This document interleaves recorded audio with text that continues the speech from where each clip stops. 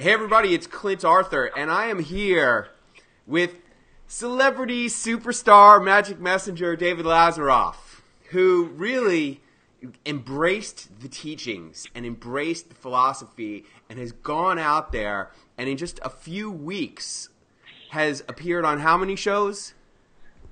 I was on TV the first 3 Mondays in April. Wow.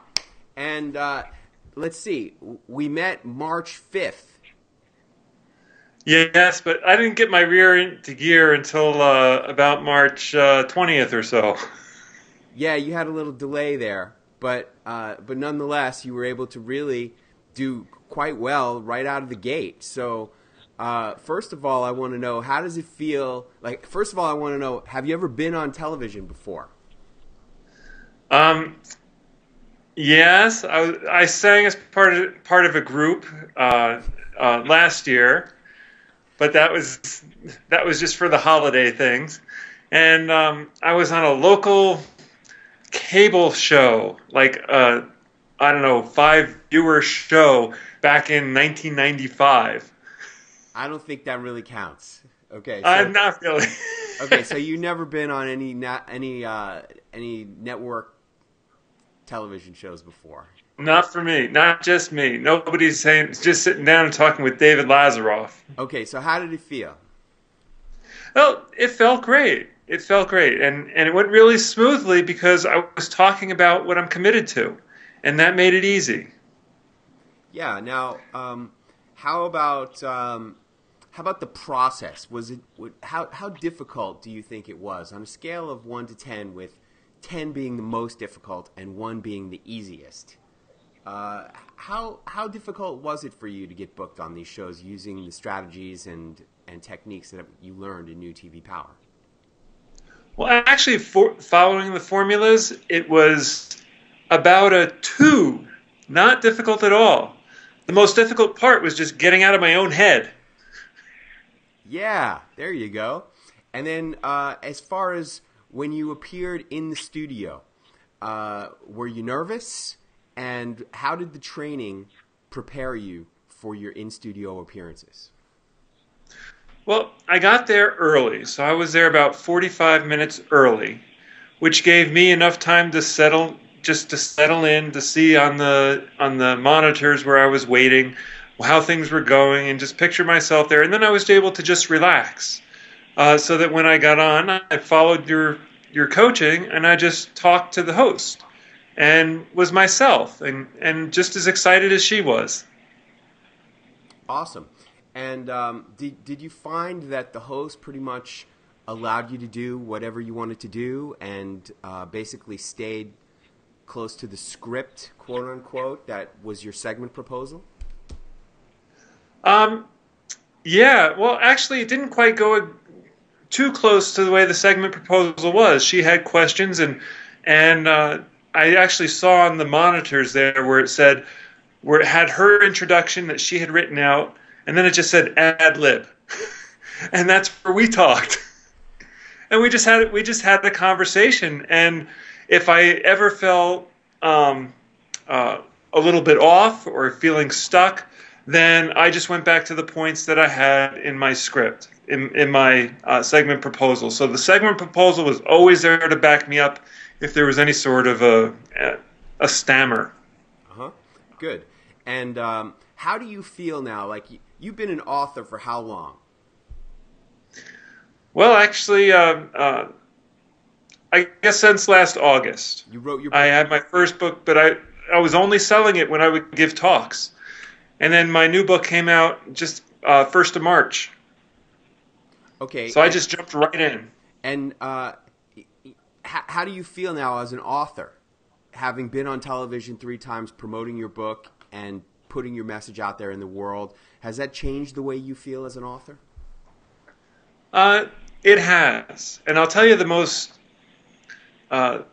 biggest thing that blew me away was after I posted that first TV segment on my Facebook page, and I started getting all these responses from people who were Facebook friends from high school who I'd never heard from. And they were just like, "You're the man, you're doing great, Dave. You're a natural." And that's what I really got at. That people really did want to hear me, and the getting on TV. While it was easy just to go into, I just had to believe in myself, and everyone else just says, "That's great, Dave. Keep going." Yeah. You saw me speak at Author 101, and you came out of that presentation and you were like, I want this, right? And right, you just knew that this was going to work. Why were you like? Do you think this will work for anybody? How about that? Yes, it'll work for anyone. What I didn't realize, and I had been thinking when I spoke with people last year, because I knew I'm going to write this book, and I'm not writing the book for myself. It's got to be there for other people, and they got to know that it's there. And I figured, well, probably in the next year or two, I'll get around to getting on TV. And then you were there for the presentation, and I just got it. It's time. What's with the waiting bit? I've got a message that's uplifting lives. That's bringing people joy when they thought that all the happiness in life was about over with. And so I said, well, Clint's here. It must be time. So I signed up. And then you called me when I hadn't done anything in 2 weeks. You said, David, what's going on? And I said, I guess I should get started. And then a week later, I was booked on Fox in Colorado Springs. That's what I'm talking about, man. I mean, you have such an important message, and I'm pretty sure I told you that. And there's so many people who need to hear it. And, my question is, what's next for David Lazaroff? These bookings aren't just going to fall in your lap. You have to go out there. That's the one part about this whole process, is that it's very, quote unquote, self-driven and personally directed. You have to make this happen, but you can make it happen as much as you want. Exactly. And right now, I've got a class that I've been in for the past year, and we have our finishing weekend in Chicago on the weekend of June 1st. And so I've been making calls. Yep, I'm going right for the top, Clint. I've been making calls to the Chicago TV stations and getting them interested because I'm going to be there. So I figure I can go anywhere in the country and have a good shot of getting on TV and making use of that trip for multiple purposes. Yeah, amen. Amen to that. Do you feel, look, you've spoken about how this has affected you personally. You said that your friends were saying you're the man. You've spoken about how it's affected you professionally, like you've gotten into action.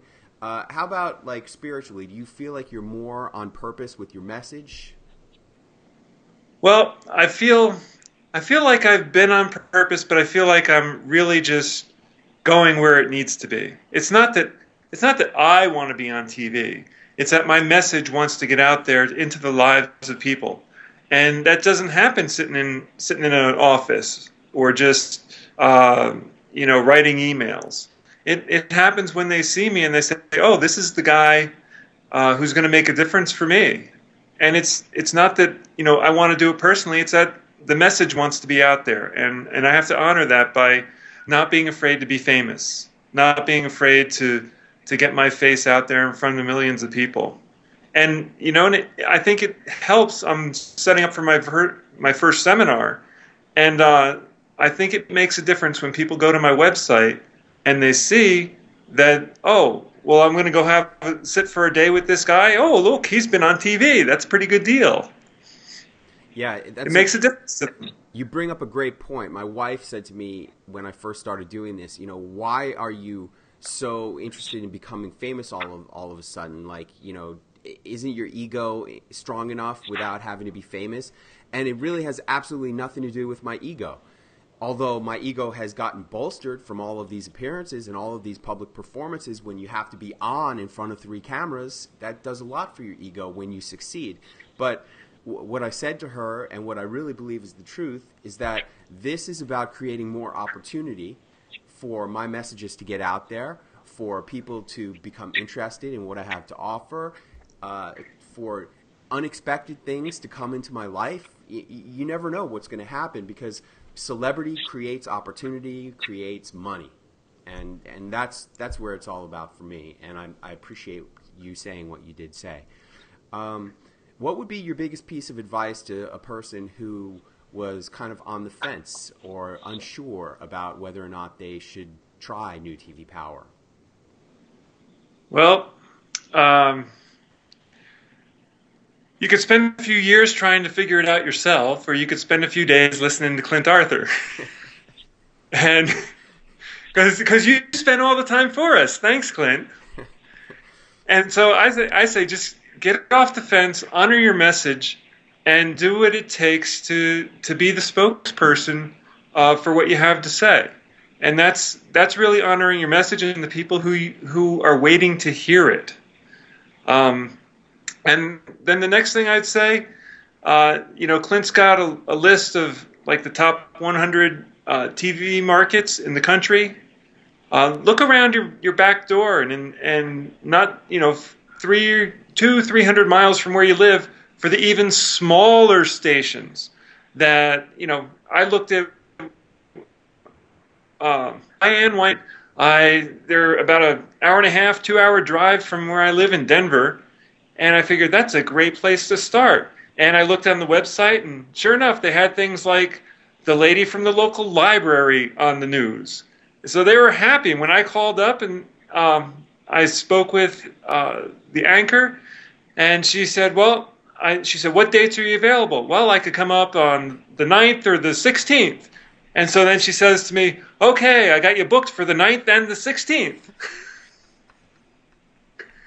And so the first thing I did then was I just called up the local bookstore and said, hey, I'm going to be on the morning news on the 9th. Can I do a book signing there on the 15th and mention your bookstore on the news? They're like, sure. So it really helps me get the message out there because everybody wants to come and play with you when you're going to be on the local television. Awesome. And what about for the person who has decided to join up? Do you have any advice for the person who's going to be on television for the first time? Now that you've been on 3 times and you're kind of getting good at it, what would you say would be your best piece of advice for someone who's about to go on for the first time? I'd say forget about you and really focus on what the host wants to get done and what your audience wants to hear. And when you're in their world, you will be a great star when you get on. You'll be comfortable, you'll be relaxed, and you'll really be the best person for the viewer and the host. And they'll invite you back. Awesome. Yeah. Great. Anything else that you'd like to cover here that I haven't covered that you think should be said or that you want to say? Just think of it as another way that you go out and talk to people. It's like, imagine if just as easy as you can pick up the phone and call a friend, you could pick up the phone and call the local TV host in the city where you're going to visit next month and say, hey, I've got this message or I'd like to share it with your viewers. And just go ahead and do it. That television is like your new telephone. Awesome. One last question for you. How do you feel about yourself? I mean, everyone wants to try to be modest. Everyone, it's not about our ego. But, I mean, look, you've done a tremendous thing. You've done what most people would never have the guts to do. And I'm really proud of you. But how do you feel about yourself, man, honestly? I feel like I'm being just more effective. I'm no more of a greater person. I'm just a more effective person when I can go out and I can speak to more people at once, when I can let them know that I believe enough in my message that I'm willing to step up to the plate and be present so that people who've never seen me can have an opportunity to get what I've learned. Cool. And you actually joined up on this program with a friend, right? Yes, I did. You have any advice that you want to give to her? Because I'm hoping that she'll watch this video sometime. And what will you have to say to her? I would, because within within like a month of signing up for it, she didn't do anything with it. She was pursuing her book, and now her book has actually been signed by Hay House, and it's scheduled for release in September. And so I say, hey, Andrea, he said, don't wait. He said, get out there and talk and get on the television about the things related to your book.